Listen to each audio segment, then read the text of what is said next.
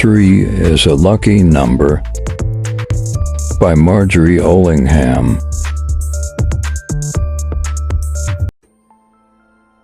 At 5 o'clock on a September afternoon, Ronald Torbay was making preparations for his third murder. He was being very careful. He realized that murdering people becomes more dangerous if you do it often. He was in the bathroom of the house that he had recently rented. For a moment he paused to look in the mirror. The face that looked back at him was thin, middle-aged and pale. Dark hair, a high forehead and well-shaped blue eyes. Only the mouth was unusual, narrow and quite straight. Even Ronald Torbay did not like his own mouth. A sound in the kitchen below worried him. Was Edyth coming up to have her bath before he had prepared it for her? No, it was all right, she was going out of the back door. From the window he saw her disappearing round the side of the house into the small square garden. It was exactly like all the other gardens in the long street. He didn't like her to be alone there. She was a shy person, but now new people had moved into the house next door, and there was a danger of some silly woman making friends with her. He didn't want that just now.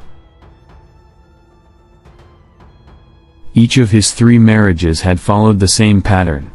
Using a false name, he had gone on holiday to a place where no one knew him.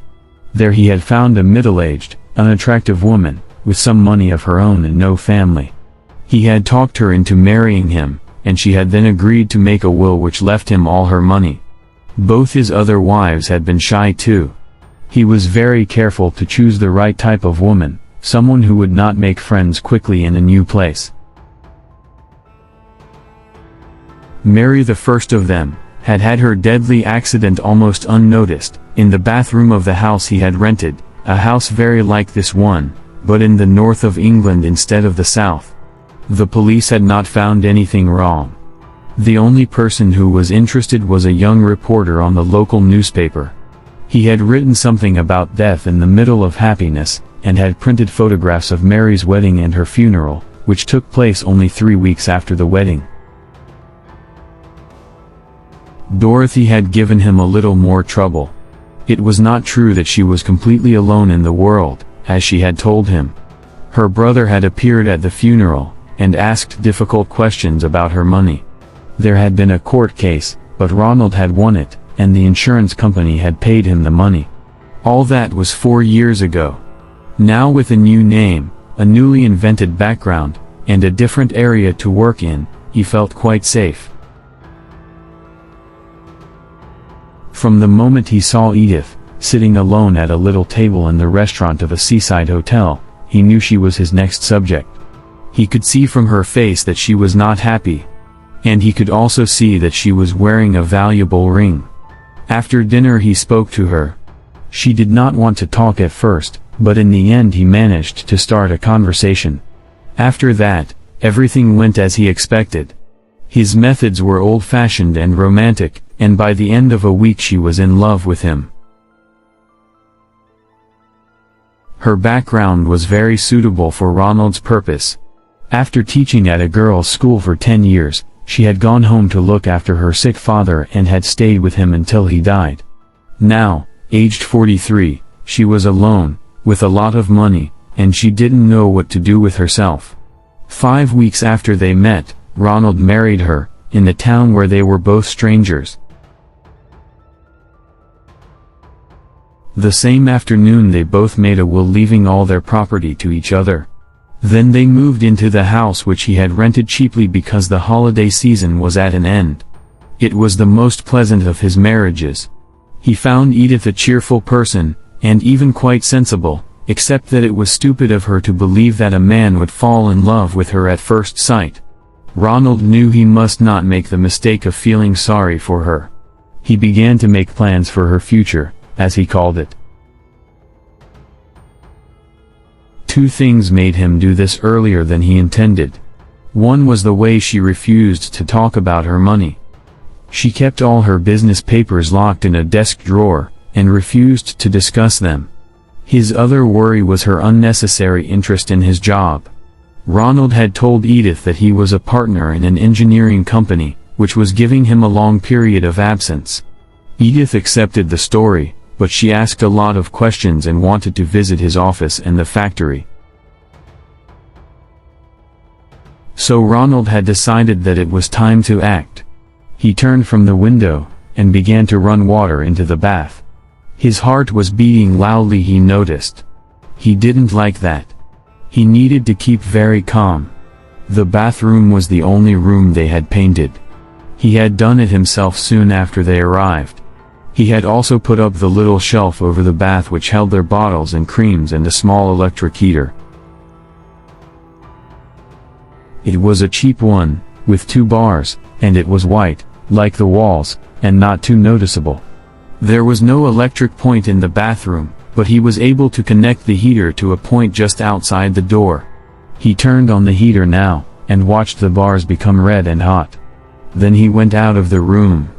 The controls for all the electricity in the house were inside a cupboard at the top of the stairs.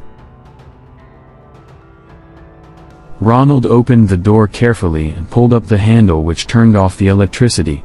He had a cloth over his hand, so that he would not leave fingerprints. Back in the bathroom, the bars of the heater were turning black again. Still using the cloth, he lifted the heater from the shelf and put it into the bath water, at the bottom end of the bath. Of course, you could still see it. It looked as if it had fallen off the shelf by accident. Edyth was coming back from the garden. He could hear her moving something outside the kitchen door. He pulled a small plastic bottle out of his pocket and began to read again the directions on the back. A small sound behind him made him turn suddenly. There was Edyth's head, only 2 meters away, appearing above the flat roof of the kitchen which was below the bathroom window. She was clearing the dead leaves from the edge of the roof. She must be standing on the ladder which was kept outside the kitchen door. He stayed calm. "What are you doing there, dear?" Edyth was so surprised that she nearly fell off the ladder. "Oh, you frightened me.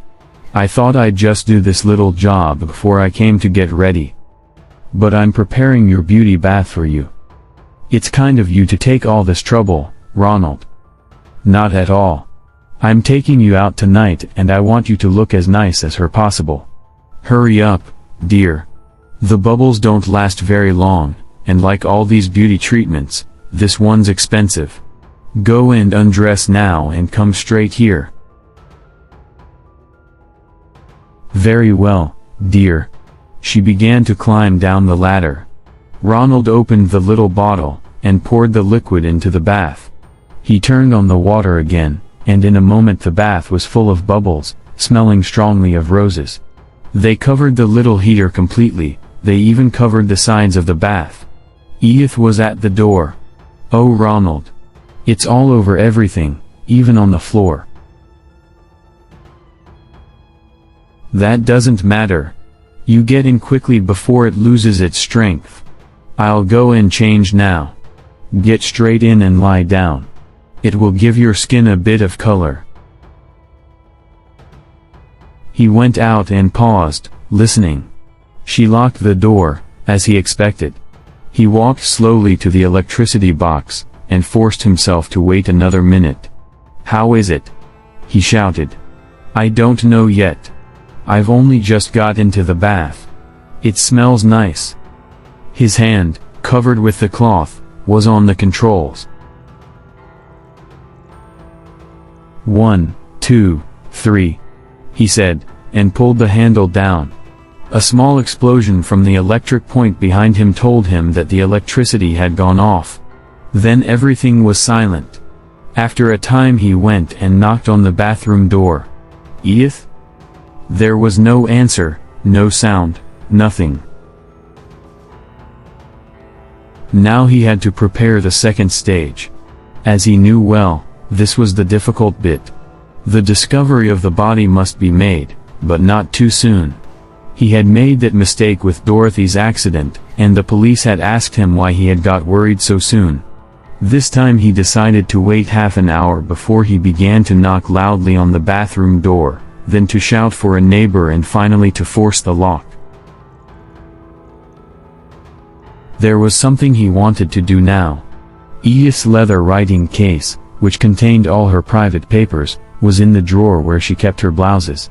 He had discovered it some time ago, but he had not forced the lock open because that would frighten her. Now there was nothing to stop him. He went softly into the bedroom and opened the drawer. The case was there. The lock was more difficult than he expected, but he finally managed to open the case. Inside there were some financial documents, 1 or 2 thick envelopes, and on top of these, her post office savings book. He opened it with shaking fingers and began reading the figures: £17,000, £18,600, £21,940. He turned over a page and his heart jumped wildly. On 4th September she had taken almost all the money out of her savings account. Perhaps it was here, in these thick envelopes. He opened one of them. Papers, letters, documents fell on the floor. Suddenly he saw an envelope with his own name on it, in Edyth's writing. He pulled it open and saw in surprise that the date on the letter was only 2 days ago. Dear Ronald, if you ever read this, I am afraid it will be a terrible shock to you. I hoped it would not be necessary to write it, but now your behavior has forced me to face some very unpleasant possibilities. Did you not realize, Ronald, that any middle-aged woman who has been rushed into marriage to a stranger will ask herself about her husband's reason for marrying her? At first I thought I was in love with you, but when you asked me to make my will on our wedding day, I began to worry. And then, when you started making changes to the bathroom in this house, I decided to act quickly. So I went to the police. Have you noticed that the people who have moved into the house next door have never spoken to you? Well, they are not a husband and wife, but a police inspector and a policewoman. The policewoman showed me 2 pieces from old newspapers, both about women who had died from accidents in their baths soon after their marriages. Both pieces included a photograph of the husband at the funeral. They were not very clear, but I was able to recognize you. So I realized that it was my duty to agree to do what the inspector asked me to do. The police have been looking for the man since the photographs were given to them by your second wife's brother. I want to tell you something, Ronald.